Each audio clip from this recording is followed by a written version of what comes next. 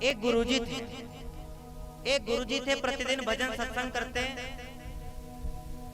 भजन सत्संग करते हैं तो उनके भजन सत्संग में एक शिष्य जाया करता, प्रतिदिन सत्संग में जाता, सत्संग को सुनता। तो जैसे अब रोज आप कथा पांडाल में आ रहे हो, तो आप सभी मेरी नजर में हो कि कौन कौन कथा में प्रतिदिन आ रहा है, कौन कौन नहीं आ रहा है। तो संत की कथा में शिष्य आया करता, तो संत ने देखा कि ये मेरे कथा में रोज आता है। तो कुछ दिन बीते और वह शिष्य आना बंद हो गया। फिर कुछ महीने बाद लौट कर आया, तो गुरुजी ने पूछा कि बेटा तू अब तक कहाँ गया था? तो शिष्य कहता है गुरुजी मेरी सगाई हो गई इसलिए नहीं आ पाया। अच्छा, तू अपने आप से गया? अपने आप से गया? तो शिष्य ने कोई प्रतिकार नहीं किया। अब शिष्य आने लगा 2 महीने 5 महीने आया और महाराज फिर गायब। फिर लौट कर आया, तो गुरुजी ने पूछा कि बेटा अब कहाँ गए थे? तो कहा गुरुजी सगाई हो गई थी, तो अब शादी हो गई, अब तू अपने माँ बाप से गया। फिर भी उसने कुछ नहीं कहा कि गुरुजी कहते रहते कोई बात नहीं। फिर कुछ दिन जाने लगा, फिर नहीं आया।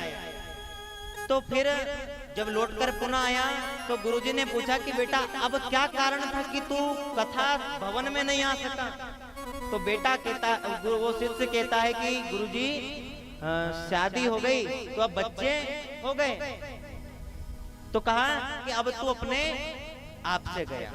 पहले तो कहा कि मुझसे गया, फिर माँ बाप से गया, खुद से गया। तो इस बार उस बेटे को क्रोध आ गया, उस शिष्य को क्रोध आ गया और कहा गुरुजी क्या लगा रखा आपने, मुझसे गया, परिवार से गया, खुद से गया, ऐसा क्या हो गया?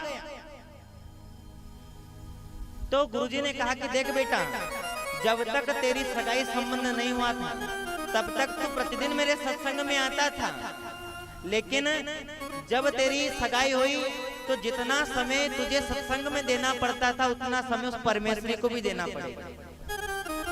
तो तू मुझसे गया। फिर मैंने कहा था कि तू अपने माँ बाप से गया।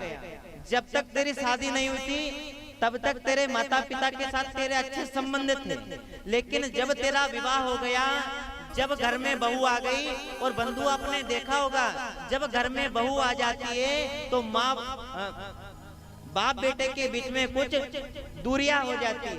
तो तू अपने माँ बाप से गया और फिर मैंने तुझसे कहा था कि अपने आप से गया। तो अपने आप से कैसे गया कि देख, तो जब भी किसी तीर्थ में जाता या कहीं घूमने जाता या बाजार में जाता तो तू अपने लिए कुछ खरीद कर लेके आता कि मैं कपड़े खरीद लेता हूँ, मैं सेंट खरीद लेता हूँ, इत्र खरीद लेता हूँ। लेकिन अब तेरे बेटा बेटी हो गए, अब तू कहीं भी तीर्थ यात्रा में घूमने जाता है तो तू अपने विषय में नहीं सोचता कि मैं मेरे लिए कुछ ले लूं, तू सोचता है कि मैं मेरे बच्चों के लिए ले लूं। तो तू अपने आप से गया। तो शिष्य कहने लगा नहीं गुरुजी ऐसा कुछ भी नहीं है, मेरे परिवार वाले मुझसे अत्यंत प्रेम करते हैं। तो गुरुजी ने कहा कि बेटा व्यर्थ के भ्रम में मत रहे, कोई किसी से प्यार नहीं करता। अरे गुरुजी किसी बात करते हो, मेरे परिवार वाले तो बड़ा प्रेम करते हैं मुझसे। अच्छा चल, तू कहता है कि तेरा परिवार तुझसे अच्छा प्रेम करता है, तो सुन आज घर जाना और घर जाकर के 30 मिनट अपने श्वासों को रोक करके लेट जाना। उस शिष्य को गुरुजी ने 30 मिनट तक श्वास रोकने की विद्या सिखा रखी थी। अब वह शिष्य घर आया और घर आकर के उसने अपने श्वासों को रोक लिया और श्वासों को रोक करके लेट गया। अब पत्नी आई, सुनो, अरे सुनते हो, माँ ने आवाज दी बेटा चल खाना खा ले, लेकिन बेटा हिले ना डुले। तो माँ समझ गई कि बेटा गया। तो माँ, अब कोई मर जाता है, मरने के बाद में क्या काम, रोना धोना चलता है। अब रोने का मातम हो गया घर में पूरे में। महाराज माँ रोने लगी और कहने लगी, हे विधाता तू कितना निष्ठुर है, तू कितना निर्दय है, तुझे उठाना था तो तू मुझे उठा लेता, तूने तो मेरे बुढ़ापे के सहारे को ही छीन लिया। पिता आया, पिता ने कहा कि मेरे बुढ़ापे का सहारा चला गया, अब घर की जिम्मेदारी को कौन संभालेगा। भौजी आई, भौजी कहने लगी, अरे मेरा जवान भतीजा चला गया, इसकी जगह तो मैं चली जाती, भगवान मुझे उठा लेता। पत्नी आई रोती रोती, पत्नी कहने लगी, हे विधाता तूने मुझे विधवा कर दिया, मैं मेरे पति के बिना संसार में रह ही नहीं सकती, मुझे भी बुला ले, मुझे भी उठा ले, या मेरे पति के साथ मुझे भी सती कर दे। अब सब रोने लगे तो गांव का एक व्यक्ति आया। गांव के व्यक्ति ने कहा कि आपके बेटे को केवल एक ही व्यक्ति बचा सकता है। कौन बचा सकता है? कि जिस संत के सत्संग में यहाँ जाया करता, उन संत को बुलाइए। संत को बुलाया गया और संत से गांव वालों ने कहा कि संत कृपालु होते हैं, दयालु होते हैं। कि पिता ने कहा कि गुरुदेव कृपा करके मेरे बेटे को जीवन दान दीजिए, मेरे बेटे को बचा लीजिए। तो उस संत ने कहा कि तुम्हारा बेटा बच जाएगा। तो सभी ने अपने अपने आंसू पूछ लिए, हाँ बेटा बच जाएगा, अच्छी बात है। तो संत ने कहा कि जाओ और जाकर के कटोरी में दूध लेकर आओ। तो माँ भागी भागी गई, जाकर के दूध लेकर आई और दूध ला करके संत ने झूठ मूठ का उस दूध को अभिमंत्रित कर दिया। कहा कि तुम्हारा बेटा बच जाएगा।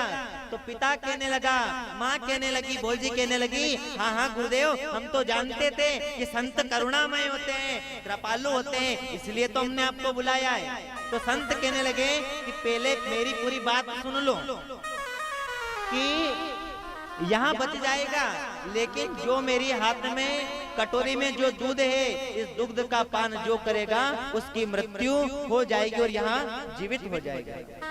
अब गुरुजी ने वहाँ दूध की कटोरी माँ के सामने करी कि माँ तो भी कह रही थी कि मेरा जवान बेटा चला गया, बुढ़ापे का सारा चला गया, आप ही इसको पान कर लो। तो माँ कहने लगी, नहीं गुरुजी, मेरी सामर्थ्य होती तो मैं दूध को अभी पी लेती। और आपको तो पता है कि पत्नी का परम कर्तव्य है कि वो अपने पति की सेवा करे। माँ ने मना कर दिया। पिता से कहा कि पिताजी अभी आप कह रहे थे ना कि घर की जिम्मेदारी को कौन संभालेगा, आप इसको पी लीजिए, आपकी वृद्धावस्था है, आप चले जाओगे तो आपका बेटा जीवित हो जाएगा। तो पिता कहने लगा कि ये तो विधाता की रचना है, आया है सो जाएगा, राजा रंग फकीर। ये तो विधाता की रचना, इसे कोई रोक नहीं सकता है। पिता ने भी मना कर दिया। भौजी के सामने कटोरी करी कि भौजी अभी आप कह रही थी ना कि मेरा नौजवान भतीजा चला गया। तो बुआ जी कहने लगी, नी पिवाओ गुरुजी, नी पिवा। कई करूं, अभी हमारा पास में गांव से फोन आयो कि छोरा ने चाय में हाथ बाल लियो, तुम्हारी 10 बजे मोटर अब मैं मोटर में जम्मा बैठी।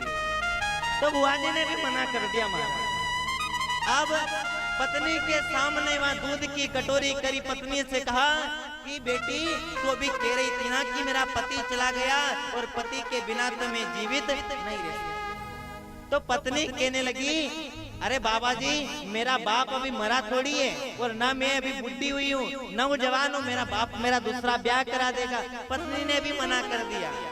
तो गांव के लोग खड़े थे पास में। तो गांव वालों ने सोचा कि ये महाराज अब हमारे हाथ में कटोरा थमा देगा, चलना चाहिए यहाँ से। तो महाराज गांव के एक वरिष्ठ व्यक्ति थे। तो वरिष्ठ व्यक्ति ने कहा कि देखो महात्मा जी, हमने सुना है कि संत करुणामय होते हैं, कृपालु होते हैं। देखो आज आप इस दुग्ध का पान कर लेंगे तो हम आपकी बहुत बड़ी समाधि बनवाएंगे, बहुत बड़ा भंडारा करेंगे और श्रीधाम वृंदावन जाएंगे और बाल संत वेद पुरोहित जी महाराज को लेकर आएंगे और आपके मोक्ष के लिए श्रीमद् भागवत की कथा को करवाएंगे।